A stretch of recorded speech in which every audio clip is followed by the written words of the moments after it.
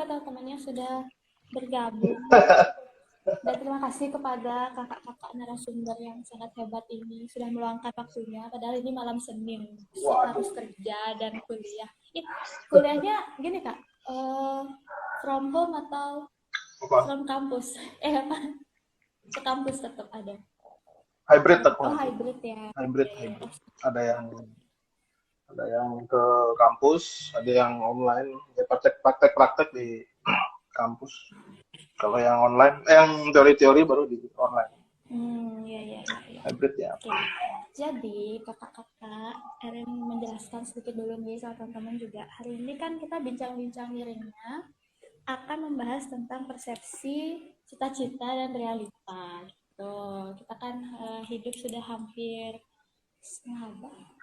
seperempat abad ya, gitu kan ya. Sudah lewati gitu.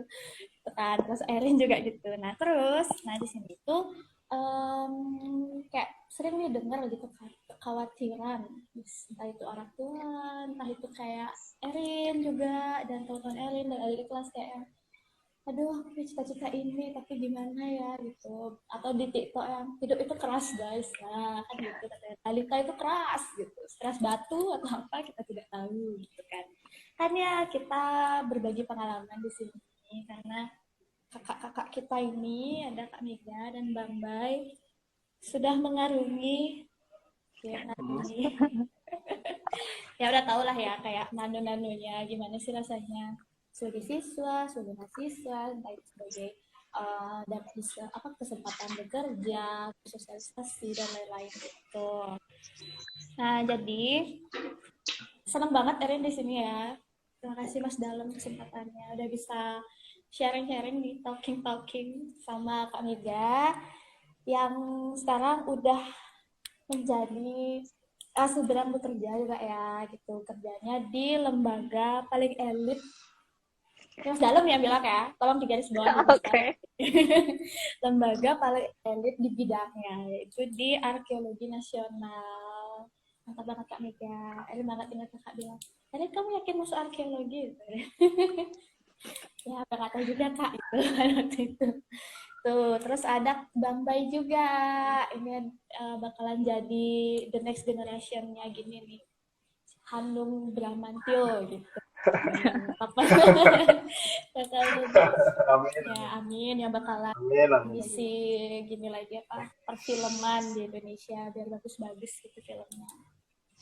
Nah terus ini kita langsung ya kak ya, kita ya ke beberapa pertanyaan yang sudah sesuai tak kasih sama kisi-kisinya, tidak akan melenceng. Ini bebas ya, siapa duluan boleh nih mau menjawab dan lain-lain. Ini pertanyaan kita flashback lagi ke masa SMA kakak-kakak sekalian. Aduh masa paling indah katanya masa SMA nih. Cita-cita kakak apa sih sebenarnya sih? Nama cita-citanya dulu gitu kan, dokter misalnya, atau kalau Erin sendiri pengen jadi dokter sih sebenarnya gitu. Dari kecil ngomongnya gitu, dokter. Nggak tahu deh gitu kan. Setelah gitu pengen jadi guru gitu kayak gitu kan. Kalau kakak sendiri tuh apa sih? Ada nggak kebayang gitu? Tuh. Bayu dulu. Ya boleh Bang Bay. Apapun cita-cita Bang Bay. Apa ya? Kalau ditanya cita-cita mungkin random gitu. Maksudnya aku tuh setiap dari kecil sampai hitungannya ya kita batasin sampai SMA dulu lah, karena kan pertanyaannya sampai SMA kan. Ya kalau bisa dibilang nggak tentu gitu, berubah-ubah melihat situasi dan kondisi gitu. Kayak kan aku juga aku lahir dan besarnya nggak di Bali gitu. Aku kan dulu ikut orang tua dulu kan, merantau di Kalimantan. Jadi ya bisa dibilang setiap setahun sekali baru pulang ke Bali, dan tinggal di Kalimantan yang kondisinya yang dulu mungkin di era 90-an 2000 itu kan belum rame gitu. Jadi tuh dulu tuh masa kecil tuh aku masih random lah, belum tahu mau gimana. Tapi yang paling jelas, yang teringat banget itu aku kecil itu pengen jadi pilot, karena dulu itu kalau setiap hari Sabtu Sabtu dan Minggu tuh aku sering diajak jalan-jalan ke bandara. Itu jarak airport dari rumahku dulu tuh di sana tuh nggak jauh lah. Jadi tuh kayak airport tuh jadi sarana wisata gitu. Ini kan di sana karena sedikitnya tempat buat nyari apa hiburan lah kan tahun itu gitu kan. Jadi eh, datang ke bandara tuh udah jadi hiburan masa kecil aku gitu. Entah naik sepeda, entah apa dia apa digonceng naik motor gitu. Nah, jadi tuh memori yang itu yang sangat teringat gitu, melihat pesawat lalu lalang, melihat para orang-orang yang bekerja di bandara, salah satunya ya pilot itu gitu. Itu sih salah satu yang awal banget ya, awal banget.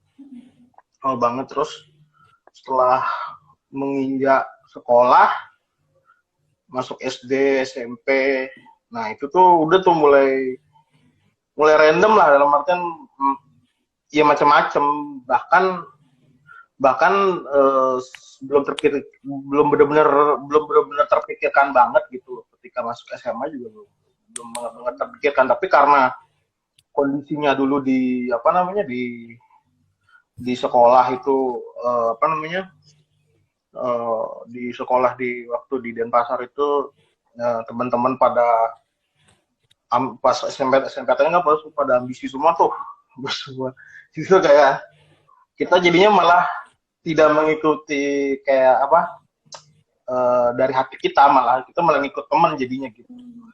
Jadi ya itu akhirnya aku dulunya kan sebelum di sini juga sempat kuliah dulu kan di kedokteran sempat dulu sebelumnya. Nah jadi ngikut gitu kan, jadinya mengikuti arus yang bersama teman-teman itu. Gitu. Makanya malah kalau bisa dibilang baru menemukan apa cita-cita itu ya malah ketika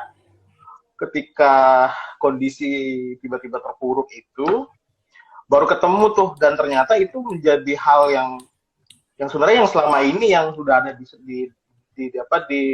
sekitar hidupku gitu. Kayak ya sekarang di film ya aku ternyata dari kecil memang juga aku suka nonton gitu. Yang kalau dari kecil itu memang sering diajakin nonton sama bapak kan. Bapak dulu kalau misalnya hari Jumat tuh kan kalau Sabtu libur kerja tuh, Jumat tuh kadang suka diajak beli kaset film kartun atau kaset film-film anak-anak gitu tuh suka diajak beli tuh. Jadi tuh aku baru sadar ketika kondisi itu, oh ternyata aku berada di sekitar passion aku ternyata gitu. Dan itu baru aku bahkan sadar ketika umur 24 25 dan sampai sekarang pun aku juga tidak menyangka bahwa oh sebenarnya ini ternyata yang harusnya aku sadari dari dulu, tapi ya namanya juga proses. Nah itu dia aku tidak apa namanya juga proses kan kita nggak tahu ya gitu, apalagi sekarang juga kalau misalnya hitungannya terkait kita semua orang bisa jadi apa aja gitu. Apalagi kondisi sekarang kan sudah semakin maju gitu ya,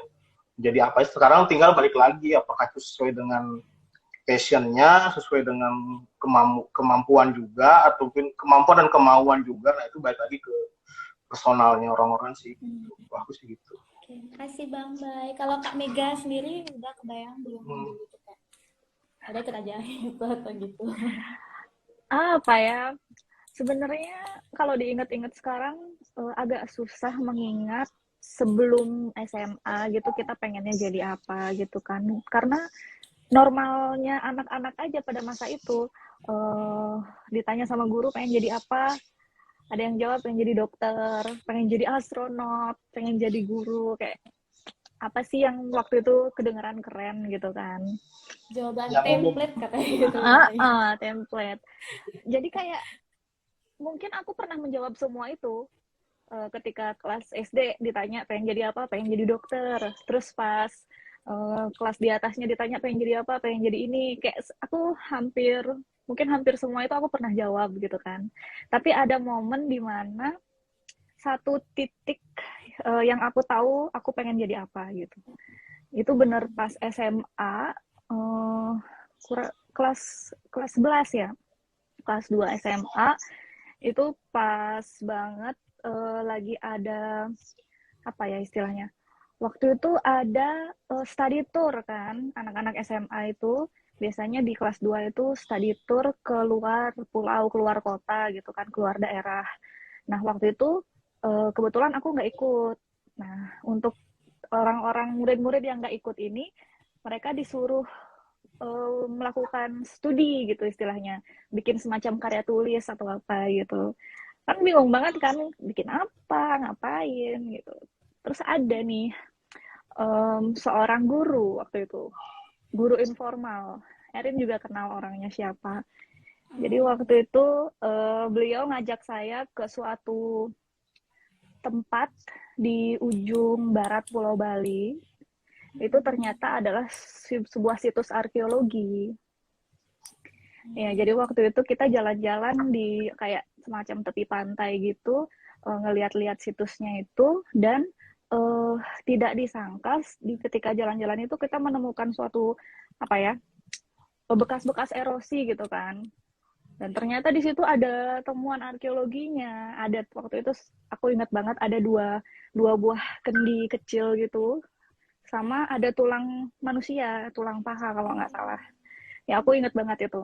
Terus kita bawa itu temuan itu ke museum yang ada di dekat situ. Terus kita dengerin cerita dari orang museumnya itu. Dan waktu itu aku baru tahu, wow, what is this gitu kan. Ternyata ada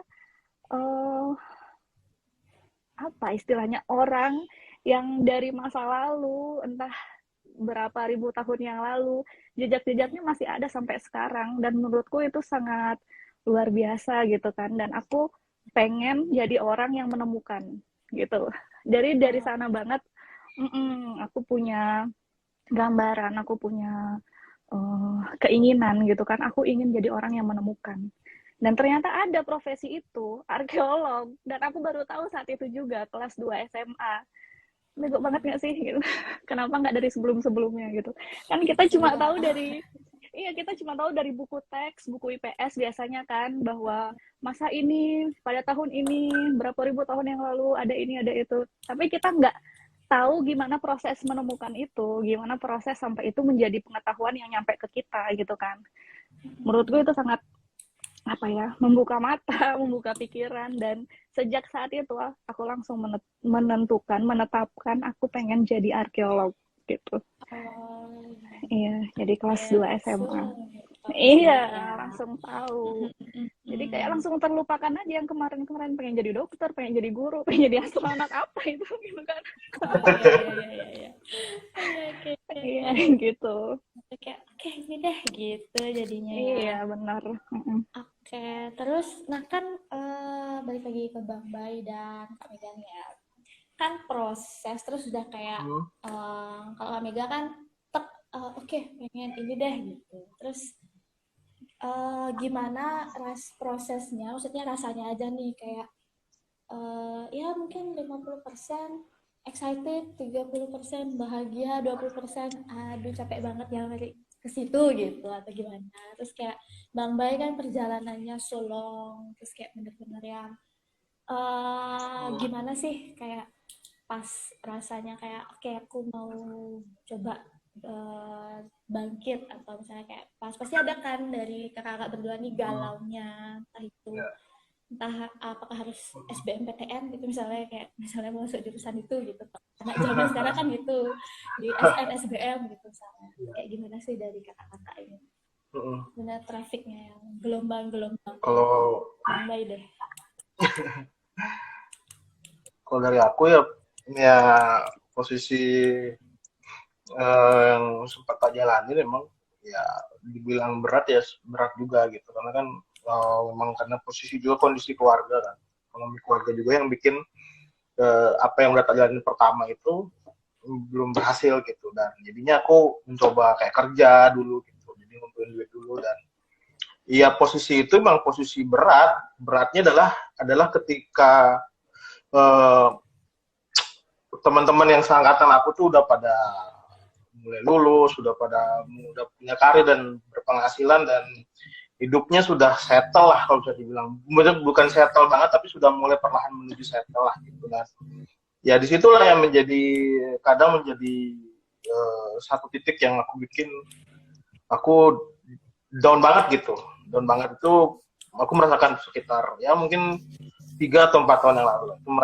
Aku merasakan hal yang seperti itu. Tapi aku selalu berusaha berpikir positif gitu, bahwa pasti akan ada jalan yang ada satu jalan yang pasti nanti buat aku mungkin waktunya aja yang aku harus lebih sabar gitu. Dan kemudian juga orang tua juga kan ya memaklumi lah dengan kondisi hal itu gitu. Nah, kondisi juga kan pas itu aku ingat banget bahwa ada satu yang pernah aku baca buku gitu, lebih baik terlambat daripada nggak sama sekali gitu. Jadi aku merasa ya udahlah, mungkin yang kemarin hari ini aku terlambat, tapi bukan berarti terlambat juga aku juga nggak bisa ngejar mereka gitu. Udah, jadi apa yang sudah aku lakukan kemarin aku perlahan aku coba tinggalkan, apa yang sekarang yang ingin aku capai ya perlahan aku coba perlahan lah, step by step. Mungkin dari mulai aku coba lagi sesuai passion aku apa gitu, dan mulai membuat karya satu persatu, dan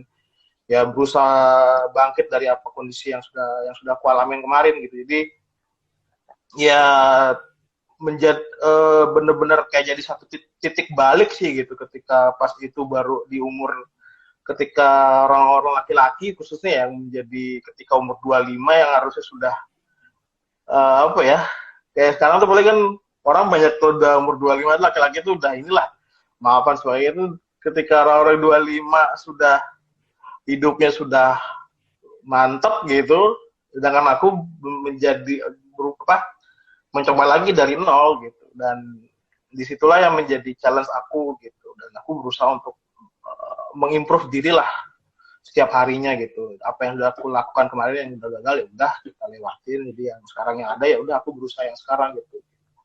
Aku sih begitu gitu. Memang posisi-posisi seperti itu sih udah dihalamin gitu, dan apa yang sudah sekarang ya aku harus berusaha jadi lebih baik lah gitu aja gitu. Tapi banyak pembelajaran yang bisa diambil gitu Kak ya. Wah, banyak banget. Oke, gimana itu? Ya banyak juga relasi dan Aduh. lain-lain gitu kan. Makin banyak pengalaman, Ya. makin asik kan gitu. Ya, Kalau Kak Mega sendiri gimana nih? Dengan berarti kan masuk arkeolog kan Kak ya? Zaman Kakak Iya, udah iya, ada benar-benar. SBM SNM nggak sih Kak? Ada sih waktu itu, tapi lebih apa ya istilahnya, SBM, jalur undangan, ada yang jalur tes Ya, gitu kan. ya itu. Nah kebetulan aku nggak terlalu galau di bidang diterima apa enggaknya, karena kebetulan aku daftar di jalur undangan itu cuma pakai nilai-nilai semasa SMA, kebetulan cukup kan, dan langsung lulus gitu. Udah langsung lulus di situ. Jadi ketika teman-temanku pada pusing mikirin SBM itu apa pilihan pertama, pilihan kedua, pilihan ketiga, aku kan udah punya pilihan, dan aku emang cuma pengen satu itu doang gitu, dan langsung lulus. Jadi ketika teman-temanku lagi kebingungan memilih yang mana gitu, aku udah punya pilihan, dan aku udah diterima gitu. Jadi itu bukan suatu masalah sih buat aku waktu itu. Cuma masalahnya lebih ke apa ya, keluarga mungkin ya. Kan arkeologi apa itu, mau jadi apa gitu kan. Apalagi orang tua nggak, waktu itu mungkin belum tahu apa itu arkeologi, kuliahnya seperti apa, nanti keluar dari situ bakal jadi apa, kan nggak banyak orang tahu gitu. Apalagi orang tua pasti pengen anaknya jadi sesuatu, apa, jadi orang berhasil gitulah, jadi apa, segera bisa bekerja dengan baik, bisa menghidupi diri sendiri itu terutama. Terus jadi arkeolog, anaknya tiba-tiba punya cita-cita jadi arkeolog, mau apa, mau jadi apa gitu kan. Jadi ya waktu itu struggle-nya lebih ke meyakinkan orang tua untuk menerima pilihan aku, mengerti, dan pada akhirnya bisa menerima. Itu sih prosesnya sangat panjang ya. Kayak ada beberapa saat dulu sampai apa istilahnya, agak diam-diaman gitu kan sama orang tua, karena sama-sama keras gitu. Aku pengennya ini, orang tua pengennya itu. Tapi tentu mesti punya strategi buat gimana biar orang tua menerima. Jadi kan seringkali orang tua itu sebenarnya yang bikin mereka tidak bisa menerima atau susah menerima adalah karena mereka seringkali tidak mengerti atau belum tahu apa itu gitu kan. Jadi cara kita tentu lebih ke mengenalkan dulu, ini loh arkeologi itu begini.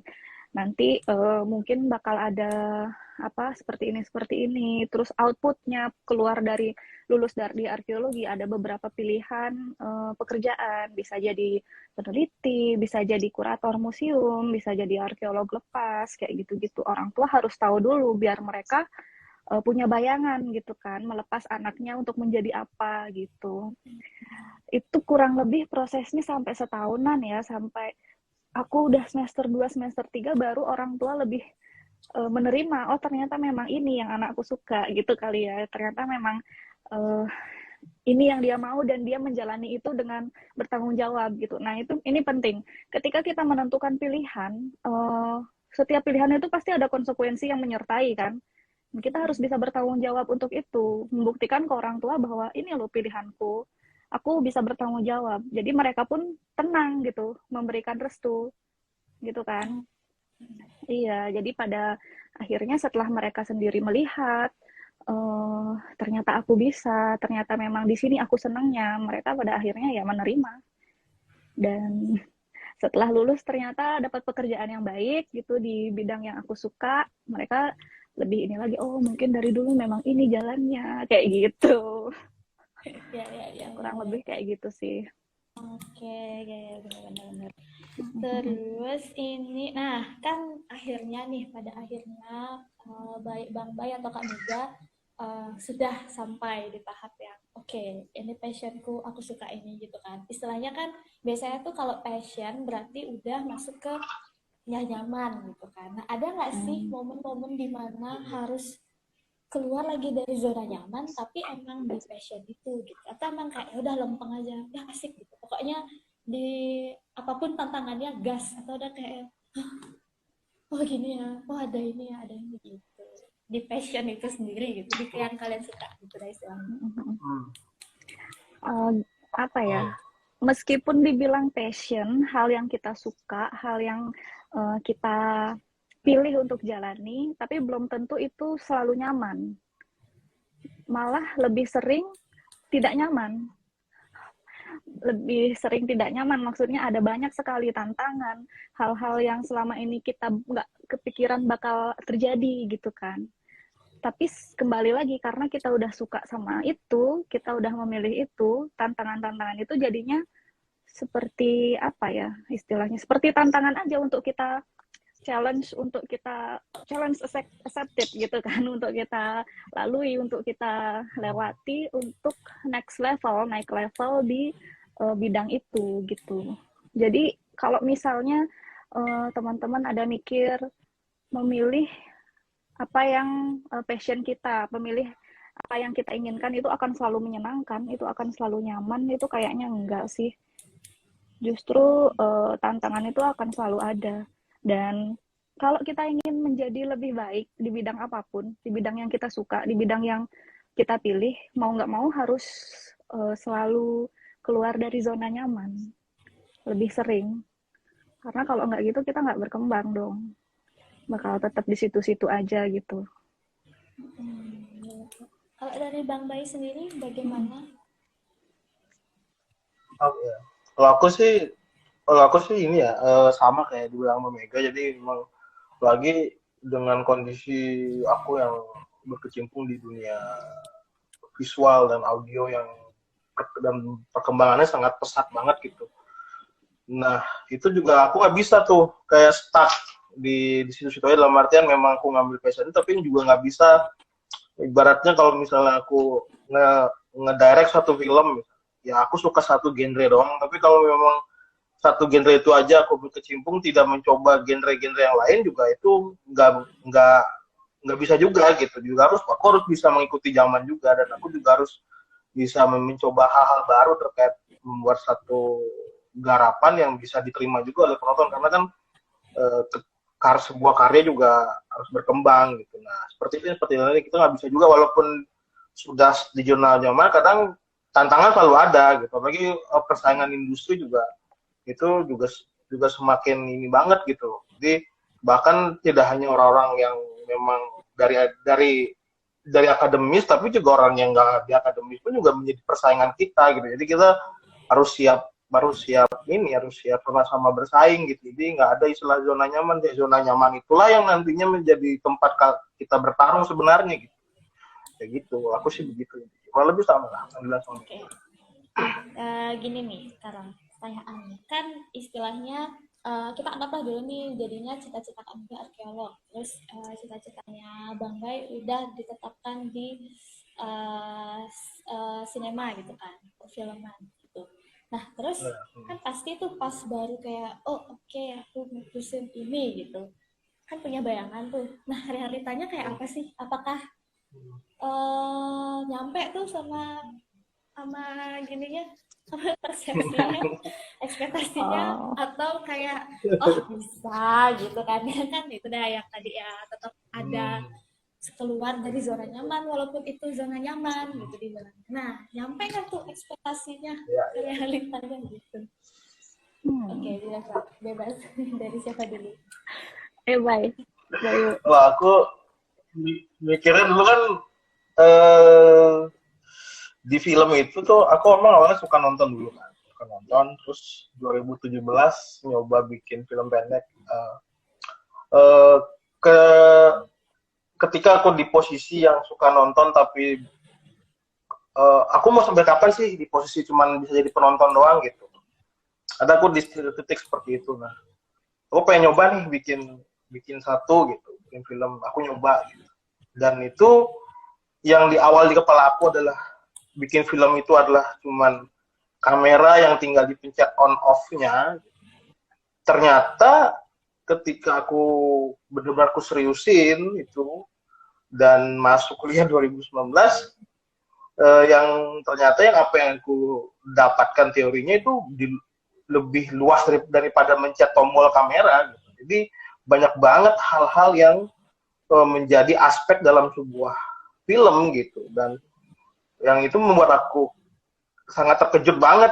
Nah, salah satu contoh ini yang menjadi yang aku sebenarnya menjadi yang hal yang sangat lucu lah dalam satu realita gitu, ketika aku memilih passionku di film gitu. Ketika aku berpikir nanti pasti kuliah film pasti nonton film gitu. Yang aku mikirnya ya pasti nontonnya film drama, film berwarna. Enggak, ternyata semester 1 itu kan film bisu, film full bisu hitam putih, dan itu nggak ada orang dialog, jadi cuma orang gerak-gerak, cuma ada musik aja gitu. Jadi musik hanya sebagai pelengkap, sebagai dialog dari film itu gitu. Musik yang menjadi pengiring cerita dan mood gitu. Udah tuh satu hari satu film selalu gitu, sampai hampir 40 film hitam putih. Dan itu aku berpikir, ini untuk apa kita harus nonton film hitam putih gitu. Di situ aku berpikir, kok seperti ini gitu kan. Tapi ternyata dari situlah aku baru tahu ternyata banyak banget para penemu film itulah, teori-teori film itu yang memberikan contohnya malah melalui film-film hitam putih. Dan ternyata ya film-film yang kita tonton sekarang juga berasal dari ya film-film hitam putih itu gitu. Dan disitulah aku tahu realita, wah ternyata kuliah film tidak hanya sekedar megang alat saja gitu, ternyata juga harus berpikir tentang bagaimana aspek yang ada di dalamnya, terkait proses, terkait pembuatannya, terkait sampai film itu diputar dan didistribusikan di tempat-tempat gitu. Itu banyak banget, dan itulah yang realita, wah berarti hal yang aku anggap awalnya sepele jadinya wah luas banget gitu sih ke sana sih. Satu contoh lah yang aku alami gitu. Kalau dari Kak Mega gimana? Tulang lagi. Sorry. Gimana tadi? Aku terlalu mengikuti ceritanya Bayu sampai lupa pertanyaannya. udah punya cita-cita nih, fix ceritanya. Habis ya cita-cita, punya lah ekspektasi kayak gitu. Terus gimana? Nyampe nggak nih ekspektasinya ke realita akhirnya gitu? Iya. Gimana ya ngomongnya? Kan waktu itu aku udah punya cita-cita mau jadi arkeolog gitu kan. Sedangkan waktu itu jujur aja aku belum tahu banyak arkeolog itu apa, ngapain aja, gimana cara menjadi arkeolog waktu itu kan aku belum tahu. Jadi aku lebih banyak browsing kan. Sebelum bener-bener masuk kuliahnya aku lebih banyak browsing cara menjadi arkeolog atau cerita-cerita soal ngapain aja arkeologi itu gitu. Jadi kurang lebih bayangan aku, persepsi aku terbentuk dari itu gitu kan, dari hasil aku browsing itu. Tapi ketika perkuliahannya sendiri, ketika proses pembelajarannya itu sendiri memang ya sewajarnya ada hal yang kita suka, ada pembelajaran yang kita nggak suka, itu kan wajar ya. Kadang misalnya kita lebih suka matematika, nggak suka bahasa Inggris, kayak gitu. Itu menurutku wajar aja. Cuma uh, itu tuh bagian dari proses akademis gitu kan. Mana yang lebih mudah kita terima, mana yang nggak terlalu kita suka bidang-bidangnya. Tapi itu sedikit banyak membantu kita untuk membentuk proses berpikir gitu. Nah, salah satu salah satu karir di bidang arkeologi itu kan jadi peneliti kan. Nah, waktu di awal aku belum tahu bahwa aku akan menjadi seorang peneliti. Itu baru muncul ketika di tahun-tahun selanjutnya. Bahwa ada pilihan-pilihan karir seperti ini, dan ternyata aku lebih suka di bidang yang masih terkait sama akademis, itu kan, di bidang yang melakukan penemuan, mencari penemuan-penemuan itu yang tadi di awal yang bikin aku jatuh cinta sama arkeologi adalah aku ingin menjadi seorang penemu gitu kan. Ya itu prosesnya ternyata di perkuliahan lebih ke banyak-banyak teori, banyak memperkuat cerita-cerita, teori-teori dari buku-buku gitu. Nggak banyak yang ekspektasiku itu kita lebih sering melakukan ekspedisi atau hal-hal kayak gitu. Ternyata nggak terlalu banyak dilakukan di awal-awal perkuliahan. Terutama karena mungkin kita di Bali ya. Jadi waktu itu aku kuliah di Udayana di Bali, dan tinggalan-tinggalan arkeologi di Bali itu kebanyakan masih bersifat living monument, yang artinya masih dimanfaatkan oleh masyarakat sekarang. Jadi kayak tidak sesuai sama ekspektasiku untuk melakukan penemuan gitu loh istilahnya, karena emang sesuatu yang udah ada, sesuatu yang masih difungsikan gitu. Jadi bukan kayak kita ekspedisi ke hutan-hutan atau ke tempat-tempat asing untuk menemukan sesuatu yang masih tersembunyi atau belum ada kayak gitu. Jadi mungkin benturan ekspektasi itu di sana. Tapi berkembangnya seiring dengan next level gitu kan, semester-semester selanjutnya ada tawaran-tawaran kepada saya untuk ikut ekspedisi, untuk ikut penelitian di sana, ikut penelitian di sini. Jadi membuka wawasan lagi, memberikan pengalaman bahwa selain yang ada di sini, di luar sana itu masih banyak banget yang bisa kita explore gitu. Jadi ekspektasinya jadinya sama realita ketemu di situ. Jadi akhirnya lebih kemikir bahwa ketika ekspektasi nggak ketemu sama realita itu mungkin aja karena kita belum melihat dengan terlalu luas gitu loh, belum membuka pandangan lebih keluar lagi, di luar dari apa yang cuma ada di depan mata gitu. Jadi akhirnya ketemunya di situ. Dari segi akademis, dari segi arkeolognya, dari segi keilmuan itu aku senang banget karena ekspektasiku tercapai gitu kan. Apa yang aku harapkan, apa yang aku bayangkan ketika ingin menjadi seorang arkeolog itu ketemu di situ. Passionku itu ketemu di situ, untuk eksplorasi, menjelajah ke tempat-tempat yang asing, ke tempat-tempat yang kita nggak tahu bakal ketemu apa gitu kan. Itu sangat menyenangkan buatku, meskipun tentu ada hal-hal yang sama sekali di luar bayangan kita, tapi itu biasanya munculnya dari faktor eksternal, bukan faktor dari saya dan arkeologinya, lebih ke mungkin faktor lingkungan ya. Pasti ada saja hal-hal yang kita tidak menyangka akan kita temukan kayak gitu. Kalau boleh diceritain dikit, selain aku merasa menemukan cinta sejati gitu kan di arkeologi, menemukan passion, menemukan aku pengen jadi apa, menghabiskan hidupku ingin menjadi apa gitu. Ternyata di sini juga aku ketemu sama hal-hal yang aku nggak pernah bayangkan ada gitu. Jadi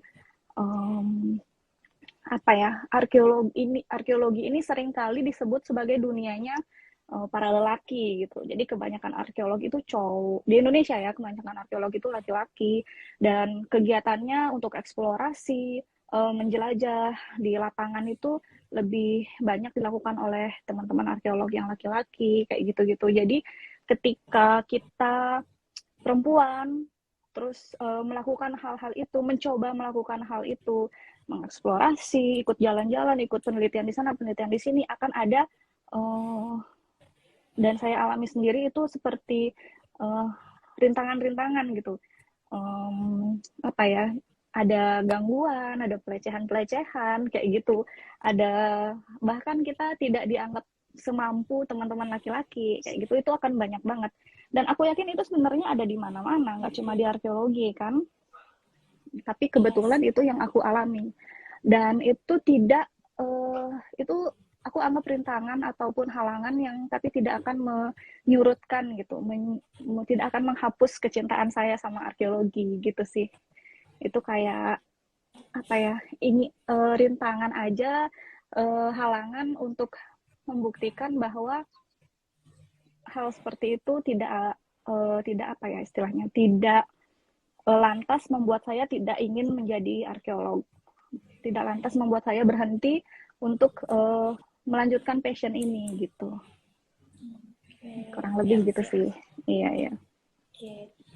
Nah, terus nih Kak, ada nggak sih momen di mana kan udah memutuskan, terus yang benar-benar ada di situasi dan kondisi kayak, ini anggap deh kayak pacaran gitu kan, sama passion. Terus kayak, gimana ya, bertahan nggak ya? Terus kayak apa yang bikin sampai benar-benar yakin gitu, kayak bisa nih gitu, kayak atau yang ya benar-benar keyakinan lah gitu kan, sampai yang udah benar-benar padahal udah putus nggak ya gitu kan, terus nggak nih gitu, akhirnya bisa kok gitu. Dan apakah benar-benar dari diri atau kayak curhat dulu guys, curhat gitu dulu atau gimana nih gitu untuk yang sudah memutuskan untuk tidak putus gitu, kayak you're my life gitu jadinya.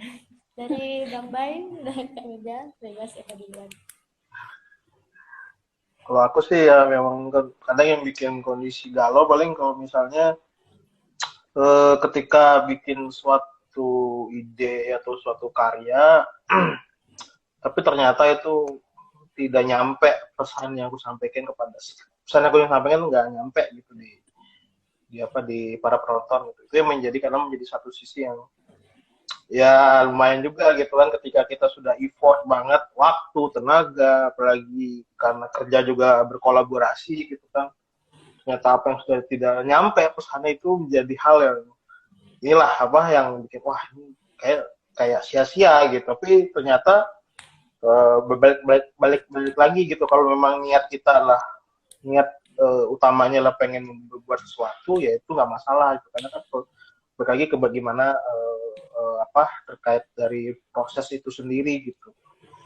Dan juga apa yang bikin aku ketika posisi down itu juga ketika berkarya atau mungkin berkarir pun juga memang melihat kondisi pasar yang memang menuntut kita buat untuk terus berlari gitu. Jadi nggak boleh diem gitu. Jadi terus kalaupun misalnya nggak boleh sampai diem, minimal oke lah kalau istilahnya dianalogikan larinya boleh kenceng tapi perlahan bolehlah agak-agak sedikit-sedikit jogging gitu kan, perlahan dulu nyari-nyari ngumpulin tenaga atau apa gitu, nggak benar-benar stuck diem gitu, nggak gitu. Jadi baru jogging atau mungkin jalan lah minimal gitu. Jalan dulu lah pelan-pelan gitu, tapi baru jalan jogging baru sampai lari sprint gitu sampai jauh.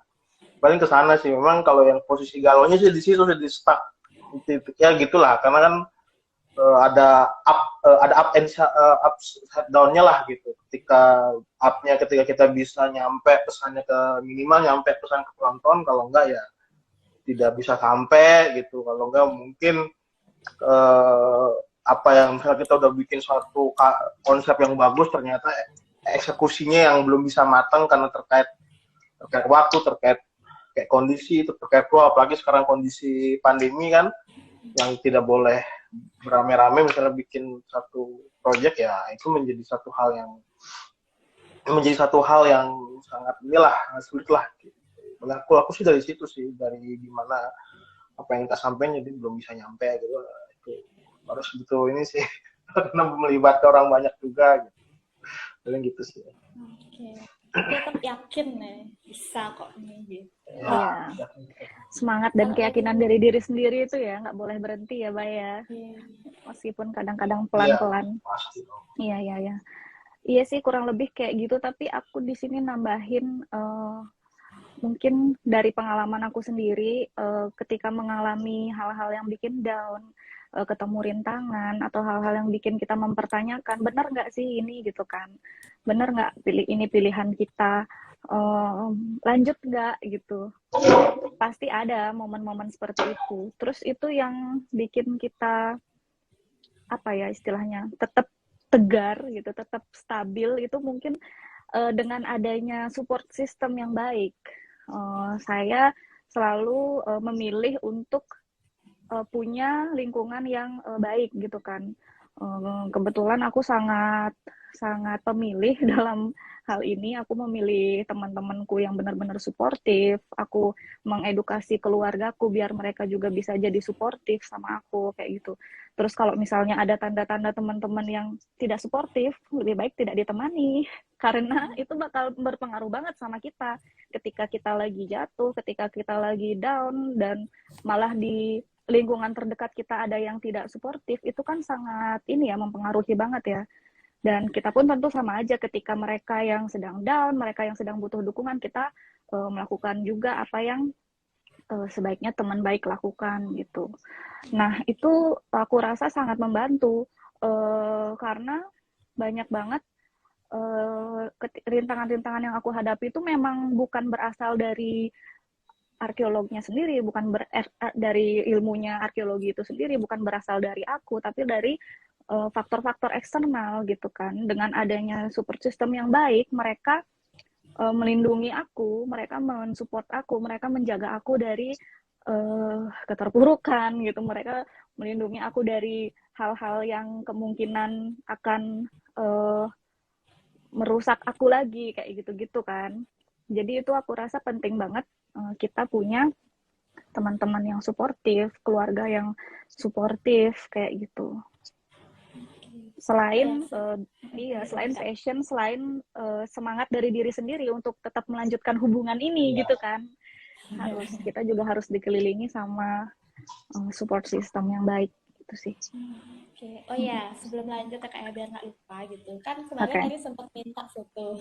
Nah, nanti akan ditayangkan di channel YouTube. Jadi ini juga bakal rilis di YouTube. Biar kelihatan transformasinya orang-orang hebat ini. Demi Malu masa ya. depan. Tetap cantik dan ganteng. Semoga memberikan inspirasi gitu kan. Dari kayak gini jadi gini gitu. Iya. Nah, oke, jadi nanti akan ada 2 pertanyaan terakhir. Ini ada lagi 1 pertanyaan. Oke. Bagaimana cara mewaraskan diri? Nah, itu. Jadi kayak misalnya, kalau Kak Erin misalnya mewaraskan diri, minum boba, nonton drakor, kan mesti ada tuh yang benar-benar aku capek gitu. Give me gini gitu, space gitu. Gimana cara mewaraskan diri ala kakak-kakak berdua itu? Aku dulu kali ya. Kalau Kak Mega. Iya, boleh. Aku dulu. Benar sih, benar-benar kita tuh mesti punya metode-metode untuk mengembalikan kewarasan gitu kan. Ketika banyak kerjaan, ketika banyak tugas, ketika lagi banyak masalah gitu, benar kita harus punya cara-cara itu. Kalau aku sendiri caranya, kebetulan aku cukup introvert ya, jadi aku lebih suka ketika istirahat itu adalah sendirian gitu, tidak bertemu banyak orang, tidak menghabiskan waktu di tempat yang ramai gitu kan. Jadi sendiri, mungkin kalau lagi pengen yang agak fancy gitu ke spa gitu, tapi sendiri, atau pijit, atau luluran, atau maskeran. Kalau di rumah aja ya kayak gitu, basic self care apa yang bisa kita berikan ke diri sendiri gitu kan. Istirahat sih itu paling penting, istirahat, terus makan makanan yang enak itu naikin mood banget. Terus Bayu langsung masuk apa? Iya itu. Terus kayak tadi Erin bilang minum boba gitu kan. Nah, kalau aku sih nggak terlalu suka ya, tapi ya itu konsepnya kayak gitu, memberikan apa yang akan menyenangkan untuk kita gitu. Makan makanan yang enak, minum boba, nonton drakor. Kalau aku lebih suka baca buku kayak gitu-gitu. Itu aku anggap sebagai istirahat kan, istirahat sebelum nanti menghadapi lagi tantangan-tantangan yang ada di luar, membuka pintu kamar lagi untuk menghadapi dunia gitu kan. Kita butuh yang namanya rehat. Apapun itu, setiap orang, setiap individu tentu kebutuhannya beda-beda, nggak bisa disamain. Tapi yang terutama, yang penting memberikan apa yang tubuh kita perlukan, memberikan apa yang akan membuat kita senang, itu sih. Gimana, Bay? Makanan yang enak nih. Sama. Kan kita juga harus nggak hanya ketika kita ingin melakukan sesuatu kan nggak mungkin terus-terusan kita mentreatment orang gitu, kita juga harus mentreatment diri kita sendiri gitu ya. Sama. Betul. Kalau kayak aku ya paling kalau udah capek ya tidur gitu, istirahat, memulihkan diri gitu. Ya kalaupun harus pergi, karena sama juga lebih senang kalau misalnya butuh sendiri ya butuh sendiri pergi. Kalau nggak paling sama temen, kayak kadang suka main PS sama temen gitu aja gitu, udah ngobrol-ngobrol. Kadang paling kalau memang udah benar kayak direncanain banget ya pergi ke luar kota gitu, paling gitu doang. Nggak, udah habis itu udah balik. Paling juga kadang keluar kota juga paling cuma jalan-jalan dan cari makan gitu, udah habis itu balik gitu. Udah gitu aja, nggak ada yang bener. Tapi yang paling penting sih istirahat banget. Istirahat dalam konteks hanya istirahat fisik, tapi juga istirahat pikiran juga gitu. Nah kita juga butuh waktu sendirilah gitu untuk memulihkan fisik dan pikiran itu. Aku ada tambahan, Rin, mumpung aku ingat. Sebagai arkeolog yang udah berprofesi gitu kan, kadang-kadang kalau lagi penelitian di lapangan, lagi ekspedisi, itu kan kita seringkali ke daerah-daerah yang jauh dari akses jauh dari hal-hal yang untuk kita menyenangkan diri gitu. Nggak ada boba, nggak ada sinyal, nggak ada makanan enak gitu kan. Terus dikelilingi sama teman-teman yang kita udah bareng-bareng selama 2 minggu, 3 minggu, udah suntuk banget gitu kan. Gimana sih cara untuk kembali refresh di kondisi-kondisi kayak gitu? Biasanya aku hal-hal yang aku lakukan itu selain sehari bukan beberapa saat istirahat sendiri, menjauh dari kerumunan kayak gitu-gitu, aku juga seringkali melakukan hal-hal yang aku suka di alam gitu. Kalau di alam aku tuh suka main air, ya kan. Kalau nemu sungai aku nyebur. Terus kalau nemu apapun itu atraksi-atraksi atau wahana-wahana yang bisa kita main di air, itu aku pasti lakukan. Kayak gitu, itu salah satu hal yang aku membuat diriku senang di kondisi kayak gitu. Jadi aku pasti lakukan. Jadi meskipun kondisinya sepertinya susah untuk beristirahat, susah untuk benar-benar merehatkan pikiran dan fisik gitu, pasti ada hal-hal yang sebenarnya kita suka kita lakukan, dan itu dilakuin aja, meskipun orang mikirnya apa sih bocah gitu kan, ngapain sih dia gitu, bodoh amat, yang penting tidak merugikan orang lain, tidak merugikan ekspedisi itu, tidak mengganggu pekerjaan, lakuin aja gitu. Karena ya benar tadi kata Bayu, kita udah sehari-hari menyenangkan orang, mengikuti aturan kayak gitu-gitu, mengikuti aturan dalam kegiatan itu, dan selama kita tidak merugikan itu, kenapa tidak untuk menyenangkan diri sendiri juga gitu sih.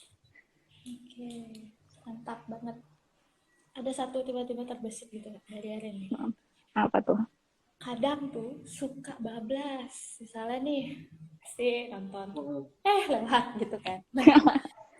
Ada nggak kayak maksudnya kayak gimana ya, kayak stop udah lebih gitu loh, saya kayak stop, oke, time's up gitu. Gimana tuh, ada nggak, atau pengalaman mungkin yang benar-benar bablas gitu, itu saya kayak, atau keenaan gitu kan di posisi itu. Nah gimana lagi cara bangkitin kayak ayo bisa ayo gitu, balik lagi kayak ayo back to reality guys, come on gitu. Kayak lagi satu itu ada nggak Apa ya? kira-kira? Pasang alarm kali ya. Kayak kita Ya, paling tiba-tiba ada kayak notif deadline gitu. Iya, Gue udah mulai panik tuh. Lupa healingnya lupa lah. Mau healing lupa lah. iya. Paling Iya sih, maksudnya kita balik lagi ke sadar aja sih kalau benar kesadaran. udah notif gitu. Udah notif, udah harus sadar diri dah gitu. Cukup gitu. Iya benar, udah ketika kita udah berkomitmen gitu kan sama suatu jalur, sama satu kerjaan, sama satu passion, mau nggak mau kita harus mengorbankan yang lain gitu. Ya jadi itu tadi kayak sadar diri, benar kata Bayu. Tahu nih istirahat cuma dari sore sampai malam gitu. Ya udah pasang alarm. Ketika jam 10 udah harus tidur biar besok bangun pagi lagi buat kayak lanjut ekspedisi kayak gitu-gitu. Mau nggak mau itu udah tertanam gitu. Emang harus wajib, tidak bisa digugat gitu. Jadi benar. oke. Ini apa nih? Masih ada teman yang gabung. Kalau teman-teman mau ada pertanyaan tuh bisa langsung ditanya aja ya buat kakak-kakak kita ini. Siapa tahu mau yang jadi arkeolog. Nah, karena ini mumpung sepi nih kalau komentarnya Kak. Nah, ini ada dua pertanyaan. Enggak sih dua pertanyaan. Gini deh. Pesan dan kesan dari kakak nih kan. Yang pertama mungkin dari kakak-kakak ada pesan untuk para ini ke orang tua dulu. Siapa tahu ada orang tua yang menonton ini gitu kan. Apa sih pesannya buat orang tua untuk gimana caranya merelakan anaknya memilih passionnya, dan mungkin dikasih tahu Kak kiat-kiat buat orang tua ini giniin anakmu biar dia bisa mempertanggungjawabkan gitu lah istilahnya, kayak ini oke, bapak ikhlas, ibu ikhlas, tapi berat. nah gitu, atau kayak berat. kira-kira ada nggak gitu? Gimana Bay, berat Bay? Saudara, beratnya gimana ya? Maksudnya belum punya anak gitu. Iya. Makanya harus nasihatin misalnya harus menasihati anak umur apa umur 17 lah kan, berarti kan kuliah umur 17 ya atau 18 sih. Ya itulah gitu. Tapi paling posisinya adalah aku tuh selalu berpikir bahwa Tuhan itu tuh udah ngasih kita semua hal, semua bakat sudah ada di dalam diri kita, tinggal mau yang bagian mana yang kita mau asah gitu. Nah, ketika dunia sekarang semakin kayak posisinya sudah sangat globalisasi banget, sudah sangat terbuka, media sosial sangat berkembang. Sebenarnya ini menjadi satu hal yang kalian bebas mau jadi apa aja gitu, asalkan kalian tekun gitu. Siapa sangka orang yang main game saja yang di zaman mungkin 10 tahun lalu itu sebuah habit yang buruk, sekarang bisa menjadi sebuah ladang pekerjaan, bahkan bisa menghasilkan, bahkan bisa berprestasi, bahkan terkenal gitu. Siapa yang menyangka hal itu gitu. Nah, paling kita harus bisa segera sadar atau mungkin bisa tahu bagaimana apa menjadi passion. Kalau memang passionnya musik ya musik, kalau memang passionnya adalah kesehatan ya kesehatan. Itu balik lagi ke diri masing-masing. Ketika bagaimana ingin izin pada orang tua, ya itu harus bagaimana cara anak juga untuk bisa pelan-pelan memberitahu. Kadang di situ tuh kadang posisi bagaimana komunikasi antara anak dengan orang tua kan kadang di situ tuh posisi canggung. Nah, benar juga yang tadi di awal disampaikan Mega juga, bagaimana cara kita juga harus bisa juga untuk cara menjelaskannya gitu. Nggak bisa ujuk-ujuk, Bu, aku pengen musik. Udah, bukan sampai situ ya. Nah, itu tidak bisa gitu.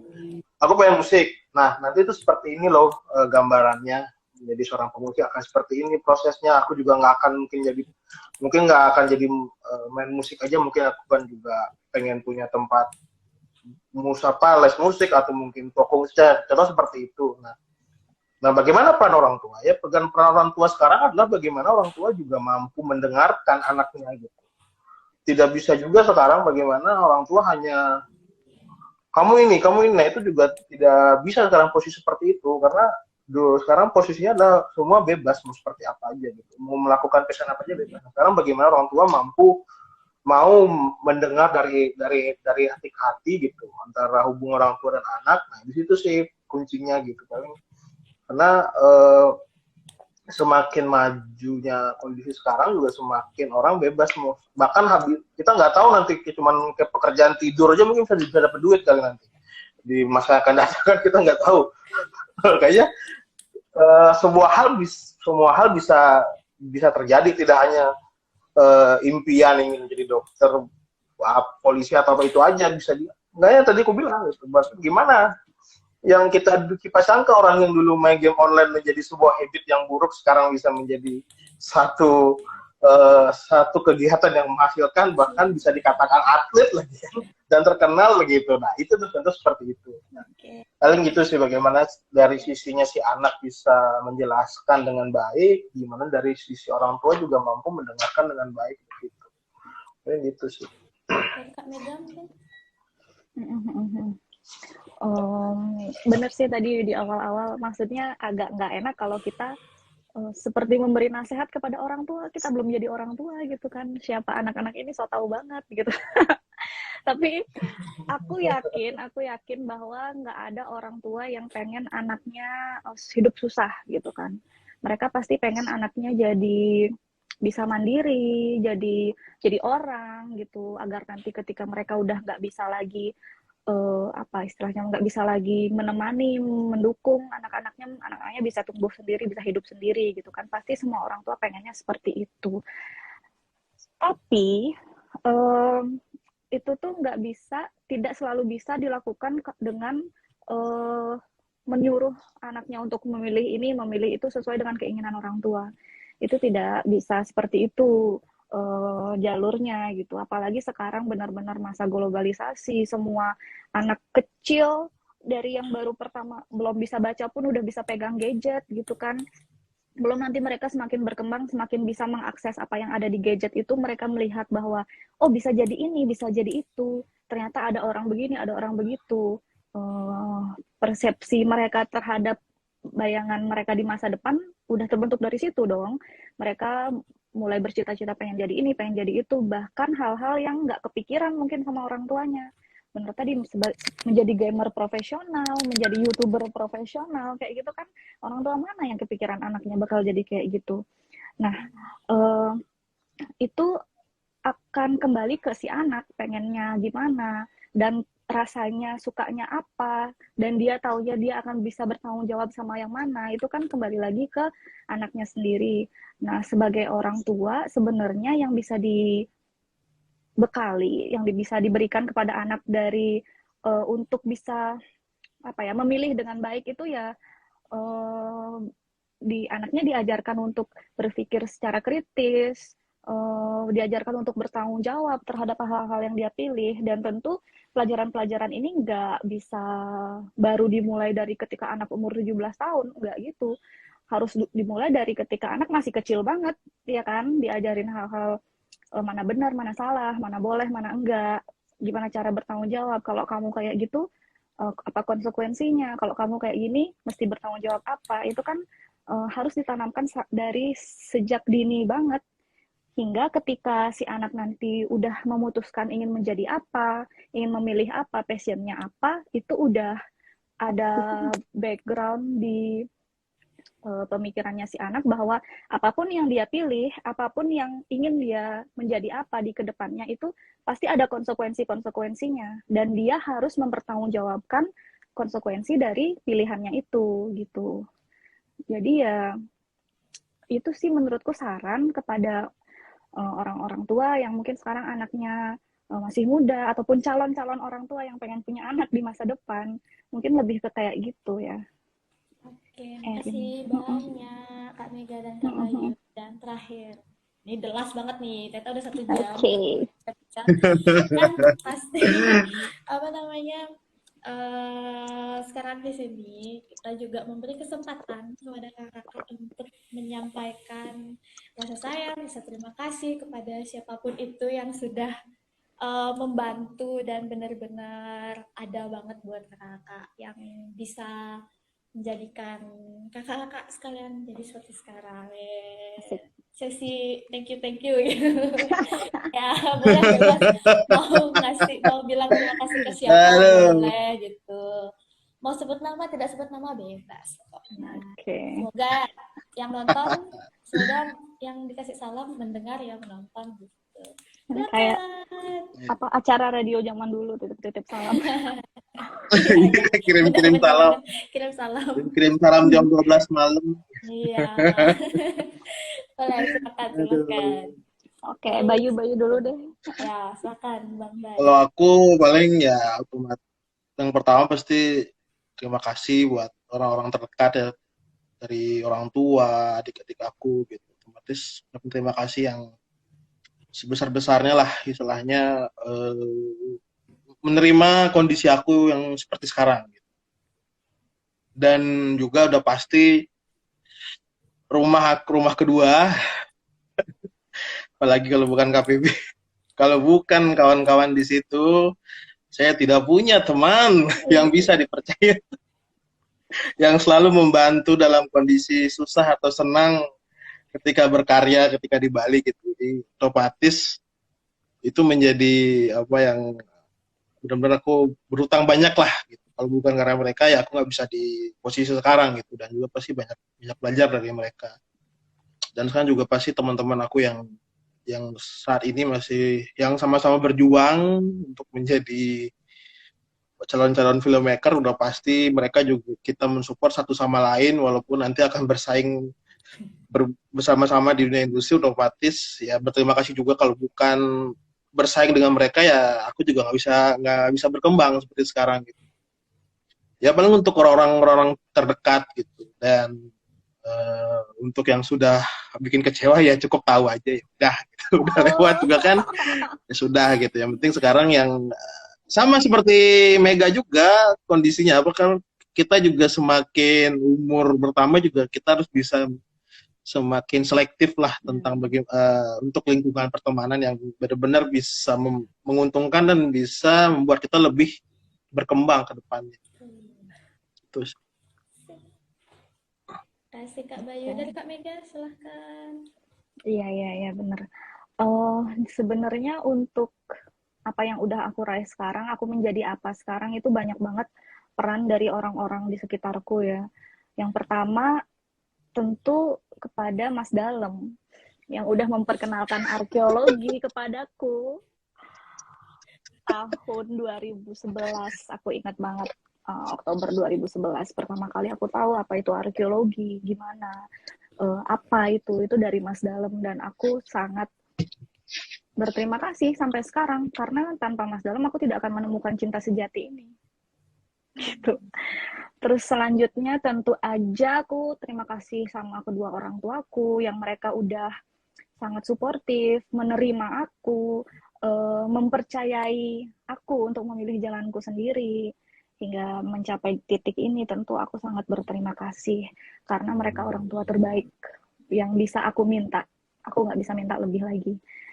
Terus selanjutnya mungkin teman-teman aku ya sekarang, teman-teman deket aku di sini, teman-teman di kantor yang aku deket, teman-teman di lingkungan, sahabat-sahabat aku semasa kuliah di arkeologi, pacar aku sekarang, makasih banget.